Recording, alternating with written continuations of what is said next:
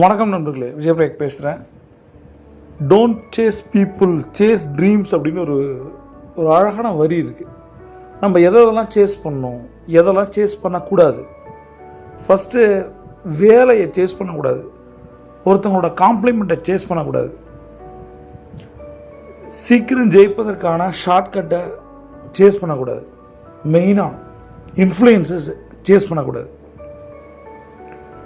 Rather தான் என்ன பண்ணலாம்,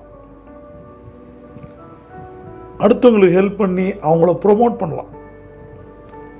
சேசிங்லாம் விட்டுட்டு ரெண்டாவது உங்களுக்கு எது சந்தோஷத்தை கொடுக்குதோ, எது நிம்மதியை கொடுக்குதோ அந்த வேலையை எடுத்து பண்ணலாம்.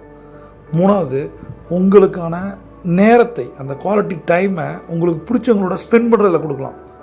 அடுத்தது நம்மளை முன்னேற்றிக் கொள்வதற்கான அந்த க்ரோத் ஃபேக்டரில் கான்சன்ட்ரேட் பண்ணலாம்.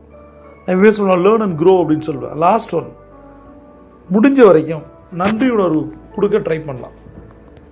ஏன்னா நம்ம தேடி ஓடி டயர்டாகிடுறோம். அது பணம், புகழ், மனிதர்கள் எதுவாக இருந்தாலும் சரி. இந்த விஷயத்தை ஹெட்செட் போட்டு கேளுங்க, நோட்ஸ் எடுங்க. பிரபஞ்சம் போட்டி தர காத்திருக்கு. நீங்கள் ஒரு சாம்பியன். சியாண்டா.